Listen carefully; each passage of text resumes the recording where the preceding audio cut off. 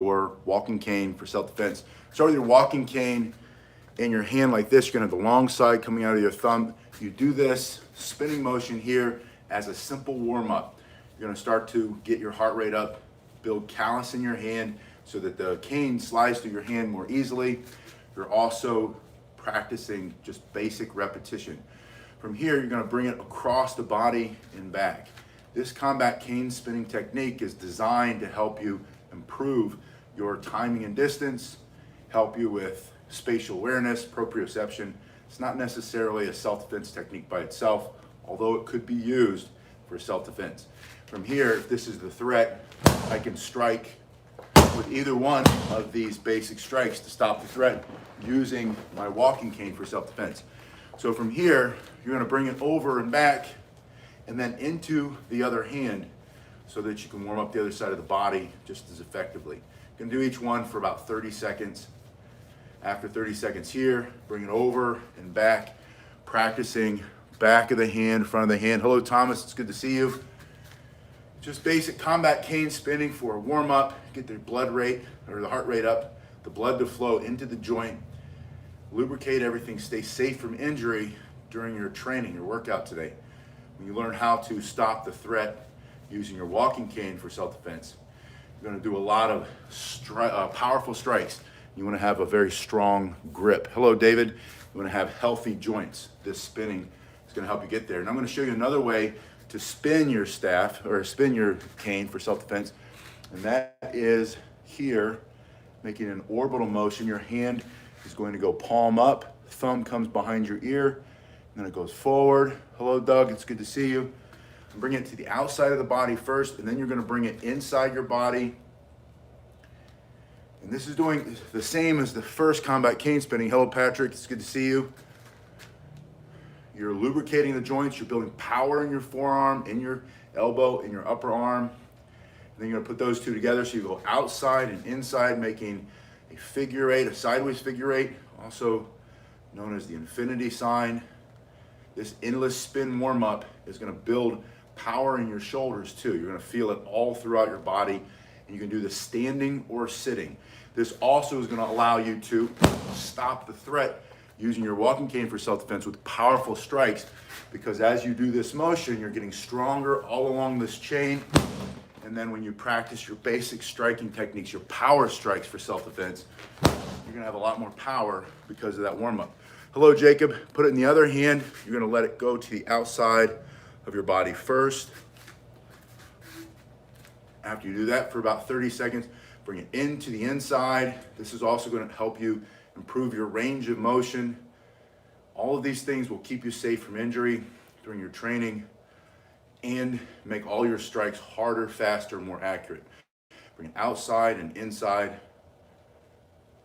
Do this for 30 seconds.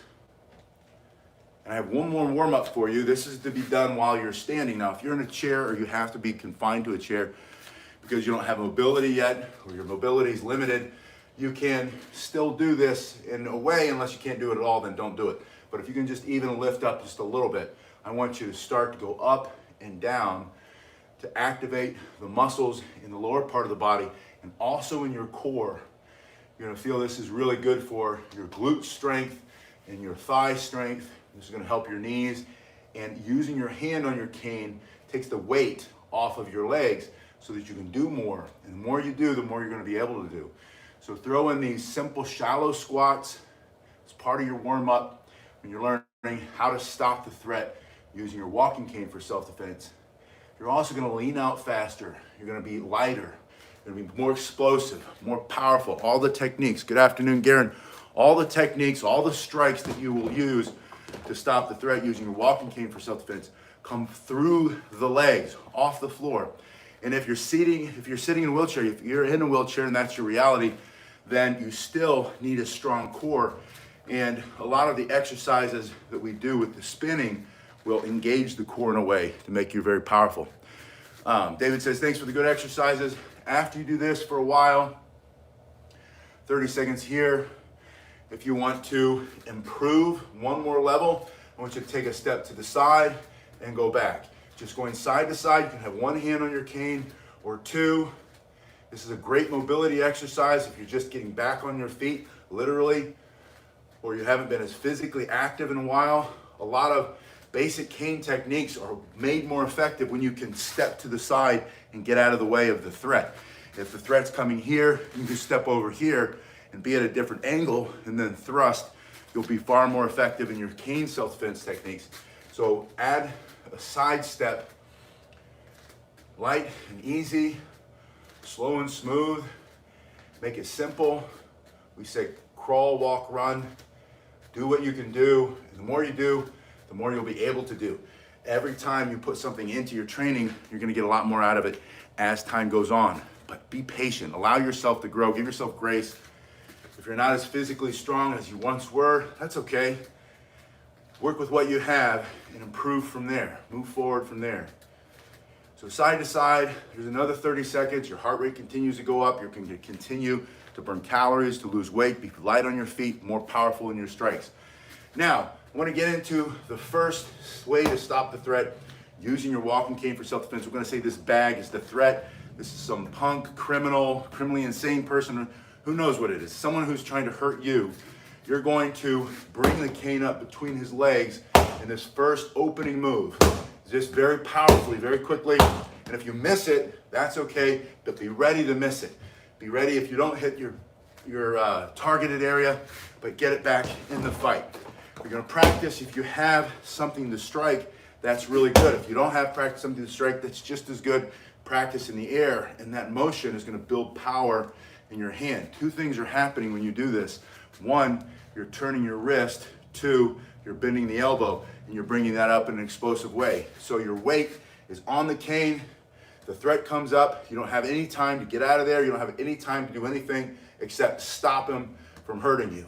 So you're gonna bring this up, put it between you and the threat, you and him. This is his body, that's his crotch, between his legs, his private parts. You're just gonna bring that up, right? Martial arts, they would say the groin. That's not really the groin. The groin is in there, but you're aiming right from between his legs. Lift him up if you can. Now, after you've done that, I want you to continue to stop the threat using your walking cane for self-defense by putting the other hand on it so that it's between you and him, and you're going to thrust. And your target area is just through his middle. You want to go through the midline of his body. From here, snatch it up and thrust. Explosively bring it up and thrust. One of the things that might happen is you might miss the between his legs, his private parts, and just snap him up under his chin and smash him with that. That's okay too. From here, bring it up and thrust. 1, 2. Notice that when I do that, my arms go straight, the front arm goes straight, the back arm pushes forward as far as it will go. You're gonna practice 1, 2, 1, 2. Just do that a few times and then switch it over into the other hand and do the same thing over there. I want you to learn how to be ambidextrous if you can. If you're limited on one side, do what you can. If you're not, do both evenly. 1, 2, over time, you'll find that what you always thought is your weak side becomes just as strong as your strong side. You won't have a weak side. You'll have a strong side and a much stronger side. You're gonna snap it up and bring it through. 1, 2. Now the second way I want you to stop the threat using your walking cane for self-defense is with the hand, the crook of the handle facing backward, kind of in a traditional way of carrying it. And I want you to lift your hands up. This hand comes up, there's nothing in it, but it's a signal to him to stop. It's a command, you're saying stop. You're not asking, you're not pleading, you're saying stop, back up. From here, you're going to thrust with the front hand. Let's say this is the threat again. I put my cane between me and the threat, and then I simply thrust. Again, first going through his midline. Whether you hit the nose, the eyes, the teeth, the throat, the solar plexus, it doesn't matter. Aim for the middle. Your hand slides up. The cane, which is one of the reasons why I have you warm up with combat cane spinning. So from here, it slides down a little bit. Your hand, or sliding up, however you want to think about it. The cane slides down, your hand slides up, and you thrust through the middle. Now from that strike, I want you to bring it to your shoulder and do this first slashing attack. Slashing through here, And when you practice in the air, I want you to step, thrust as far as you can with a full extension of the elbow, turning the shoulder and the chest. Sorry, Patrick, I didn't see your question, but slide it up, thrust, shoulder, strike through. And as you strike through, you're coming to your other hip. I want you to slide it all the way up to this shoulder and bring it back through. So that's 3 strikes. From here, get into a better position, thrust, strike 1, strike 2. From here, slide up, thrust, come through here, and then put 2 hands on it. You're gonna step in and just blast him with this big bar of oak. This one's made out of oak. This is, Patrick asked, is it more effective with 2 hands on the thrust? It's always gonna be more effective. With this thrust and this technique, I'm just going for immediacy. I want to hit him immediately, immediate, direct, and explosive. I want to get there as fast as I can, put it in his nose, and stop him.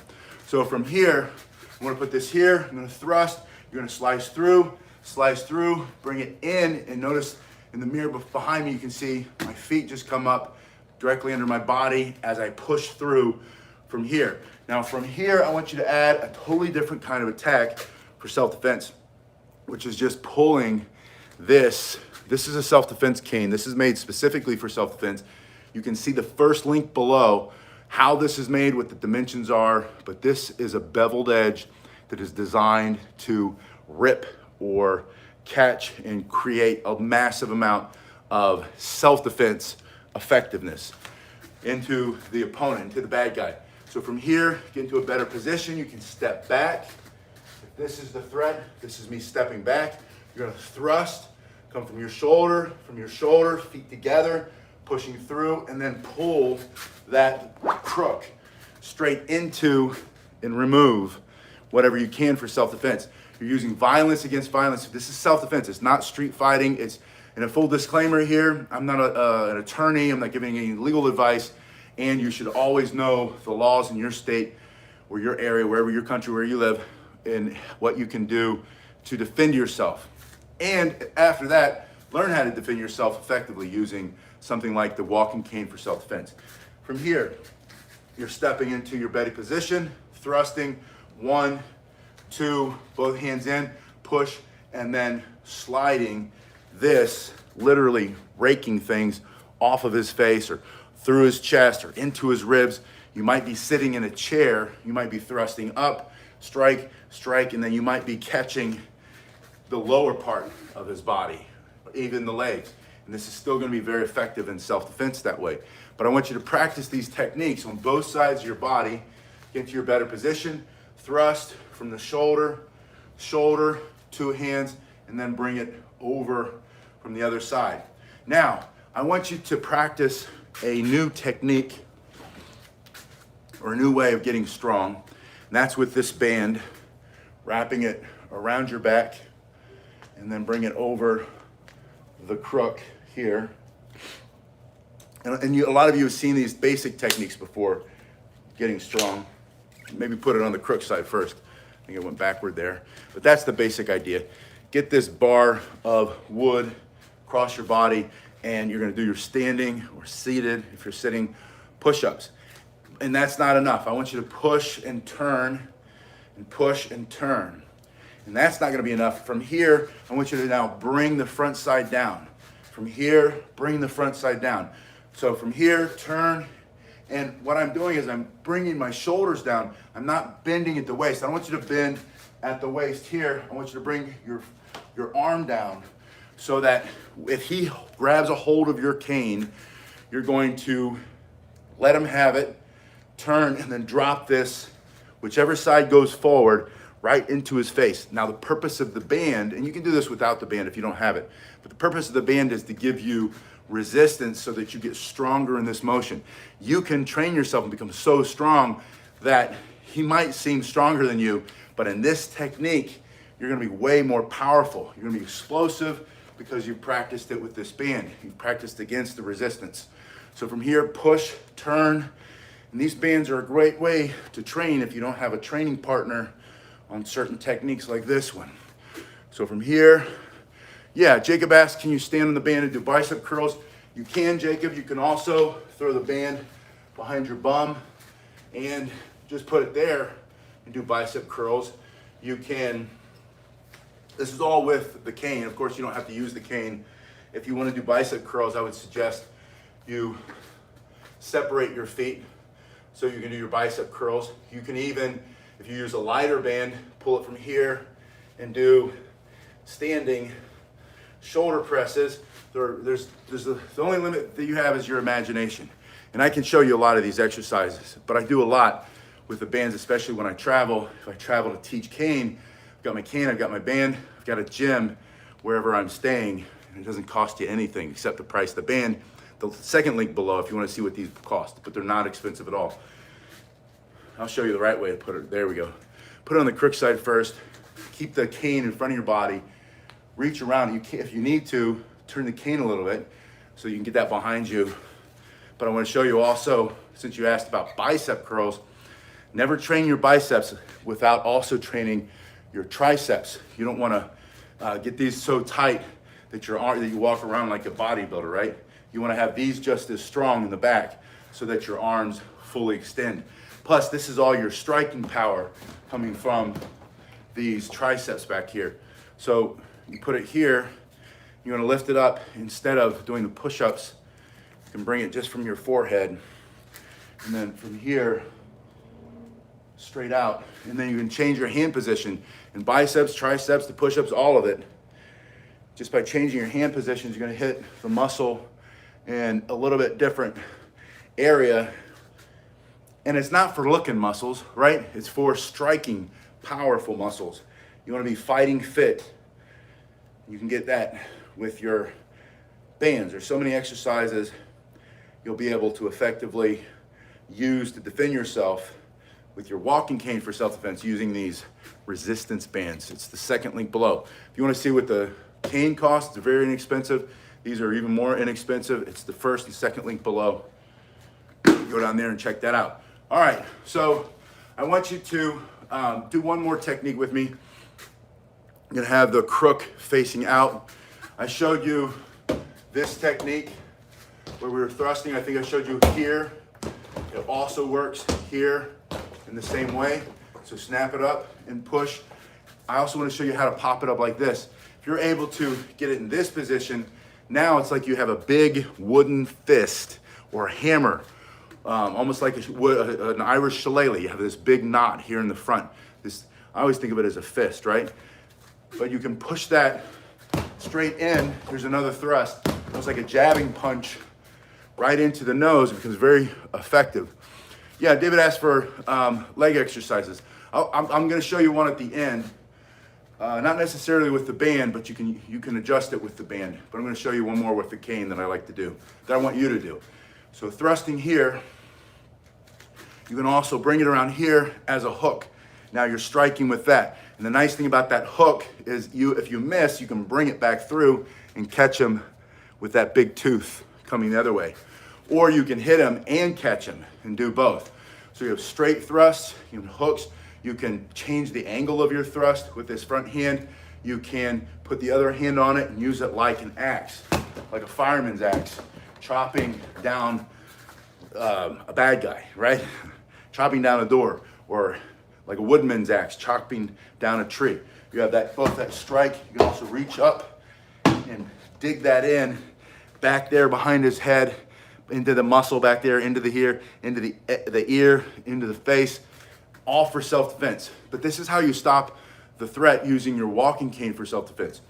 Now, back to the leg exercises. I'm gonna drop the camera a little bit because I finally got a tripod again.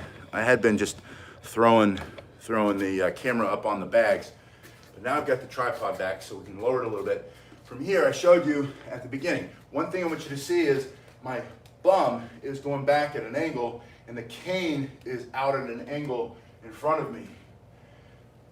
Now the whole purpose of using the cane for your legs is that it takes the weight off of your knees. So if you're not as strong as you used to be, this is gonna allow you to do a lot more than you would be able to if you just did air squats. So some of us can do a lot of air squats. If you can't do the air squats, use your cane and you're gonna feel immediately that it doesn't hurt as bad. I showed you how to go to the side so you can practice your getting out of the way to the side. You can also use one cane, step back at an angle. Use it to step back at an angle and to step into the angle. And you use the cane, you can change hands like this. This is a favorite thing we like to do in the class so that you can work your legs and your footwork if you're not able to do that as quickly on your own. Now using your cane, you'll be able to go faster. You'll be able to heal faster. Now putting it here, you can step into the lunge, and it's the same benefit. You're gonna be able to go a little bit lower, take a little bit bigger step because you're using your cane. Both stepping to the front of you and stepping back and dropping the knee. And you can use the cane on one side, or you can use it on the opposite side, or you can try a variation of both. One of my favorite things to do, if your mobility is not where it used to be, you're just getting started again, is let's say if this were a chair or a bench or the edge of the bed, sit on the bed, use your cane, lean into it so that you're leaning your body forward. Excuse me, a little bit of a cough this week.